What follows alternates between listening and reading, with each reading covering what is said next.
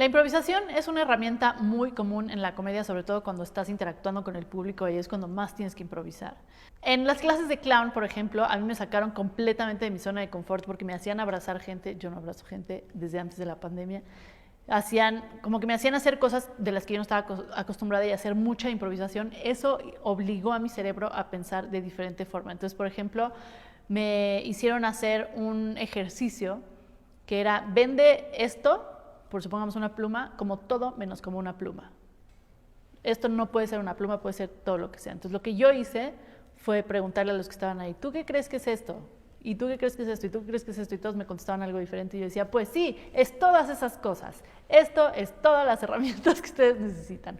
O de repente me hicieron improvisar con un palillo. Yo llevé un palillo y el palillo estaba yo lo usé como de escalón, lo puse en una ranura y dije que me iba a subir en él y el palillo se cayó a la ranura y se perdió ahí.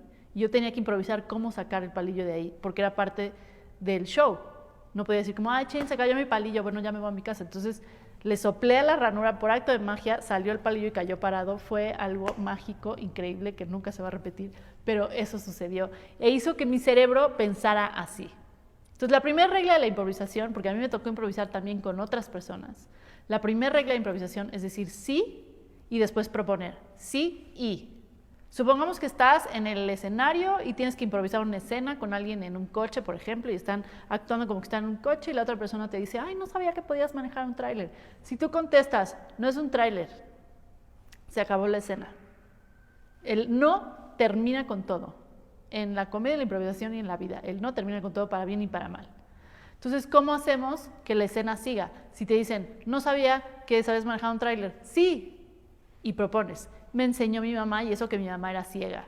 Entonces la otra persona ya tiene con qué trabajar y luego ya sí se van y pimponean y entonces el sí y siempre te va a dar más y más y más para improvisar. ¿Y cómo usas esto en la vida normal?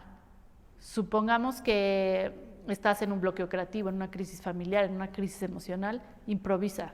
Yo lo he hecho mucho, que de repente digo sí y a ver qué pasa. Por ejemplo, me subí cuando no había Ubers ni nada de esas cosas y yo vendí mi coche para volverme comediante, me subí a muchos taxis de la calle. Entonces me subí a un taxi de la calle, hablando por teléfono yo, hice una cita para cortarme el pelo. Cuando colgué, el taxista me dijo: oiga, señorita, no pude evitar escucharla porque está básicamente aquí adentro de mi taxi. Entonces vi que se quería cortar el pelo. Yo tengo un amigo que corta el pelo, quiere que la lleve.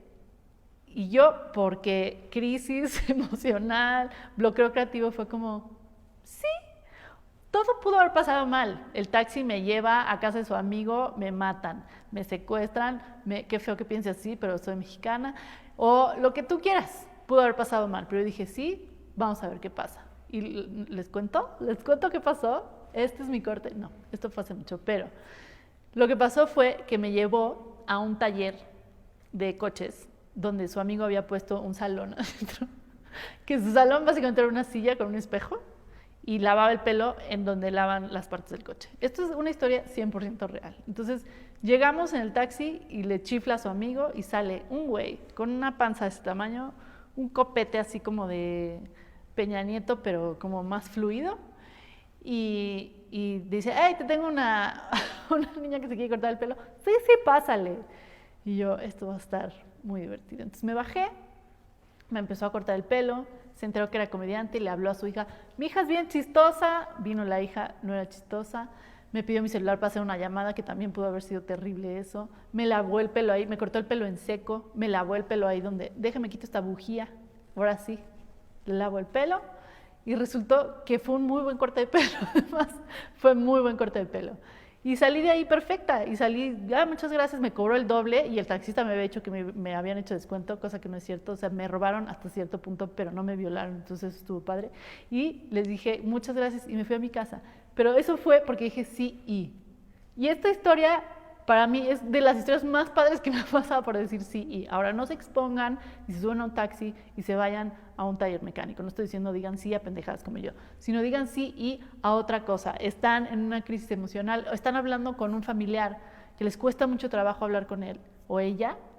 En vez de todo el tiempo estar en modo negativo, el familiar les dice algo y ustedes digan sí y además, y a ver qué pasa. Muy bien, mi bebé está llorando, pero ya terminó. Ok, nos vemos en la siguiente clase.